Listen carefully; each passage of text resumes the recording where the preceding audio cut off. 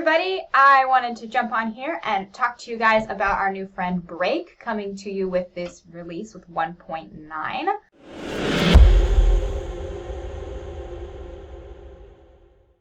So what I've done here is I've just created a very simple sequence with fixtures 1 through 6 in it, and just some data here, sorting cues 1 through 3 with a bunch of track data, so I can just show you what Break is doing for us. So you'll notice in the sequence column right between release and tracking distance, there's a new column that says Break. So what this allows us to do is put a hard block, in a way, in your cues so that the values can't track past that.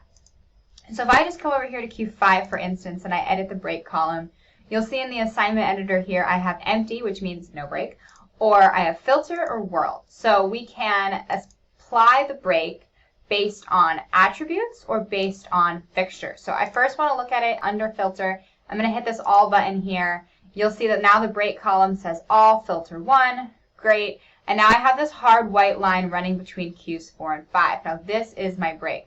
So if I grab fixtures 1 through 3, hop over here to dimmer, I can say, hey, I see it's at open in Q1. So I'm actually in Q1 and I'm like, you know what, I really want it to be at 50%. So now I'm going to go ahead and store Q1, merge that information in, and you'll notice I didn't have to think about what was happening in Q5 because I have applied that break to it. So my values changed for these cues, tracked to Q4, and Q5 held that value. You'll see it's now cyan because that is where the new information is coming from. All right, so as you can see, this break applied for all the attributes across this cue. Now what happens if I want a break to only apply to some attributes? So I'm going to come down here to Q8 here, and I'm going to go to the filter column, and I'm going to choose only dimmer, right? So now I'm going to grab fixtures 4 through 6. I have some dimmer and some color information here in Q8, and I know I want the dimmer information to stay the same, but I want any color to be able to track. So I grab these fixtures. Maybe I put them at 60% in this cue, and I go over here to color, and I change it to blue.